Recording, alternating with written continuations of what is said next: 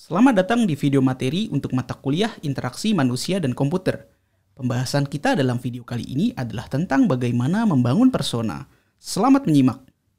Topik persona sebetulnya sudah disinggung sedikit pada video materi sebelumnya, yaitu saat kita membahas tentang requirements.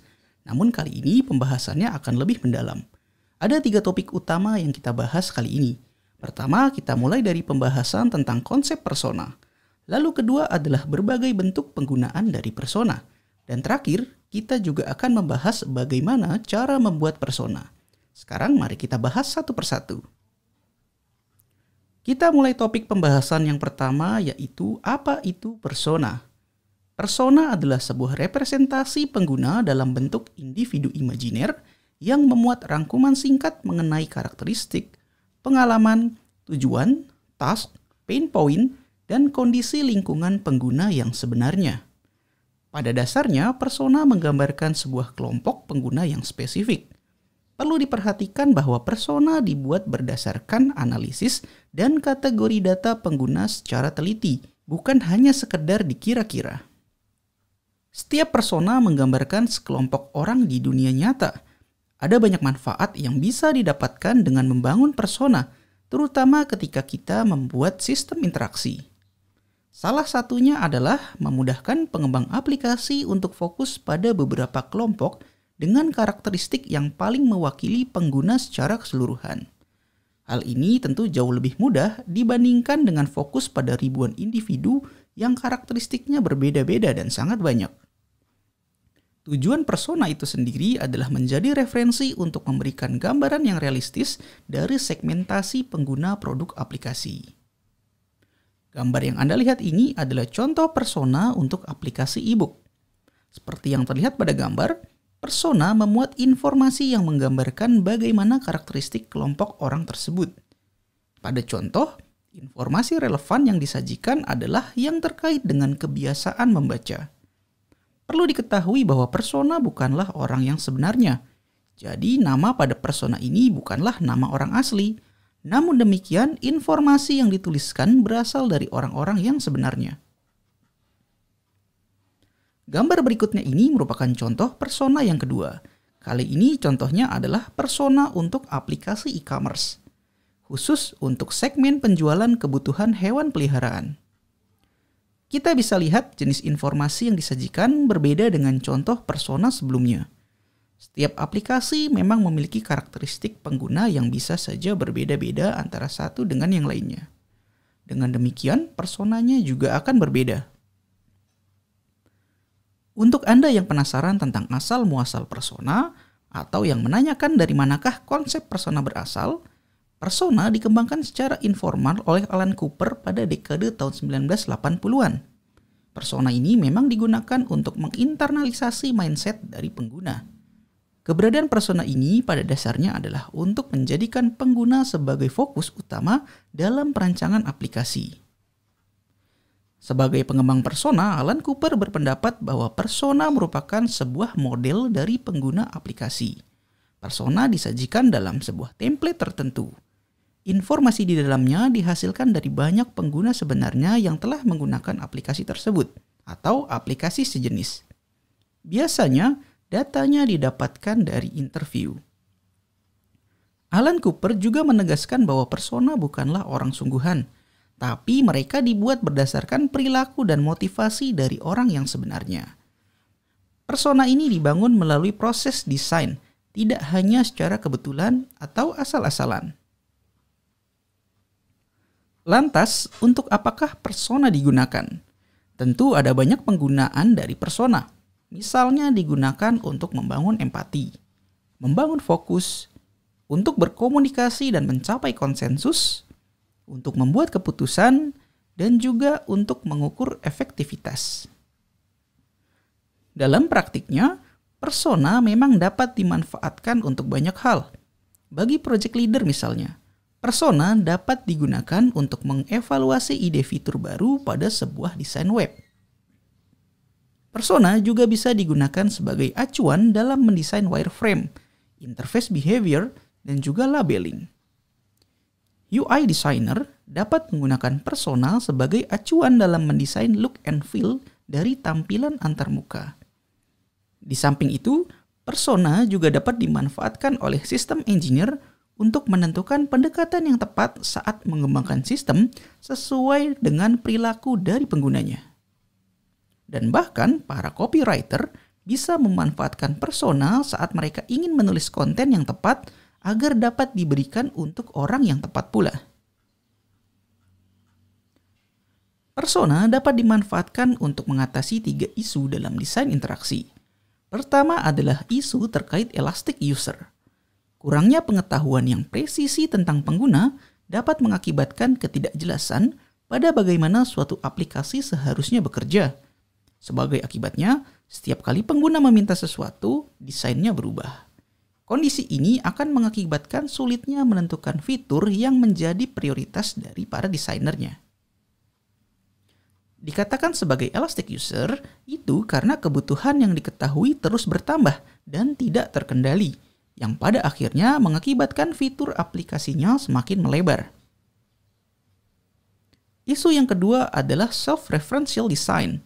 Ini terjadi ketika desainer atau pengembang menggunakan mental model, cara pandang, tujuan, motivasi, dan keahliannya sendiri ketika mendesain suatu produk.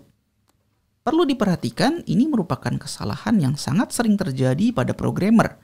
Umumnya, programmer melakukan hal ini dalam membuat implementation model dari sebuah aplikasi, karena merekalah yang paham akan struktur data dan cara kerja dari software tersebut. Dalam dunia nyata, hanya sedikit non-programmer yang sepakat dengan apa yang dilakukan oleh programmer tersebut. Isu yang ketiga adalah edge case. Isu ini terjadi ketika fitur yang sudah dikembangkan ternyata tidak pernah dipakai atau sangat jarang sekali digunakan oleh pengguna. Dengan kata lain, fitur tersebut sebetulnya tidak berguna dan hanya membuang sumber daya apabila dibangun pada aplikasi kita. Persona menyediakan semacam reality check untuk mengatasi hal tersebut. Kita dapat bertanya apakah pengguna sering menggunakan fitur tertentu, misalnya fitur X. Lalu bisa juga dengan bertanya, seberapa sering pengguna melakukan suatu proses Y dalam fitur X tersebut. Sekarang mari kita masuk pada langkah-langkah dalam membuat persona. Namun sebelumnya, ada 3 hal yang perlu dipahami terlebih dahulu sebelum membuat persona. Pertama, kita harus ketahui bahwa persona adalah produk dari riset, sehingga kompleksitasnya bergantung pada kerumitan risetnya itu sendiri. Hal penting lain yang perlu diketahui adalah persona haruslah benar-benar menggambarkan pengguna yang sebenarnya. Terkait hal ini, kita sebetulnya sedang membicarakan tentang data yang valid dalam mengembangkan persona. Pada dasarnya, persona harus didasari atas pemahaman mengenai pengguna, tujuannya, dan juga prioritasnya. Proses pembuatan persona melibatkan aktivitas riset dan juga task analisis. Biasanya metode pengumpulan datanya dilakukan melalui 5 cara ini, yaitu contextual interview, individual interview, survei, focus group, dan mungkin juga usability testing. Tidak hanya satu saja, kita dapat memilih beberapa dari kelima cara tersebut. Lalu bagaimana sebetulnya langkah-langkah untuk membangun persona? Secara umum ada 6 langkah yang dapat kita lakukan untuk membuat persona. Langkah pertama adalah melakukan riset pengguna. Kita dapat melakukannya dengan cara observasi atau wawancara pada sejumlah orang yang relevan. Langkah kedua adalah mengerucutkan riset dengan menemukan tema yang lebih spesifik dan juga relevan serta universal terhadap sistem dan penggunanya. Lalu langkah yang ketiga adalah brainstorming. Pada tahap ini, para desainer mengelompokkan elemen yang potensial ke dalam grup persona yang merepresentasikan suatu kelompok yang sudah spesifik. Langkah keempat adalah refine. Di sini kita mengkombinasikan persona-persona yang relevan. Selain itu, prioritas dari persona juga ditentukan pada tahap ini. Biasanya, persona akan dikelompokkan ke dalam beberapa kategori. Kemudian langkah kelima adalah menjadikan persona realistis. Biasanya dilakukan dengan menambahkan deskripsi latar belakang, motivasi, dan juga ekspektasi mereka.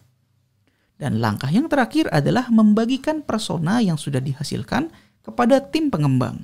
kita juga perlu mendiskusikannya dengan mereka dengan tujuan pada tahap implementasinya nanti kebutuhan persona tersebut benar-benar dapat dipenuhi.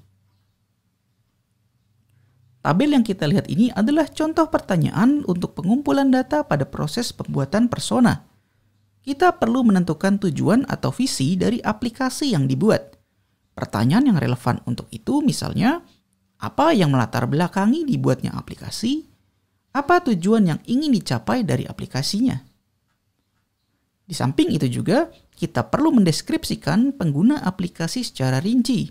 Untuk informasi personal, kita bisa menanyakan misalnya berapa usia pengguna, apa gender dari pengguna, bagaimana latar pendidikan dari pengguna, dan lain sebagainya. Sedangkan untuk informasi terkait profesi, kita dapat ajukan pertanyaan-pertanyaan seperti misalnya, apa latar belakang pekerjaan pengguna, dari mana mereka mengetahui tentang aplikasi kita ini, kapan dan di mana mereka menggunakan aplikasinya. Dan informasi teknikal bisa kita dapatkan dengan pertanyaan seperti perangkat teknologi apa saja yang mereka gunakan sehari-hari, lalu aplikasi atau software apa saja yang mereka gunakan, dan seberapa besar pengeluaran mereka untuk internet. Lalu jika tujuannya adalah mencari tahu motivasi dari pengguna, maka contoh pertanyaan yang relevan adalah kita langsung tanyakan apa yang memotivasi pengguna, apa yang mereka cari dari aplikasi kita, dan apa yang ingin mereka lakukan dengan aplikasi kita ini, lalu apa saja sebetulnya kebutuhan mereka. Ini merupakan salah satu hasil pembuatan persona. Persona dibuat serealistis mungkin. Sekilas akan terlihat seperti resume singkat tentang seseorang. Di dalam persona terdapat foto, nama yang realistis, data demografi, latar belakang, tujuan mereka, dan juga pain point-nya. Seperti yang sudah ditekankan sebelumnya, persona bukanlah orang yang sesungguhnya.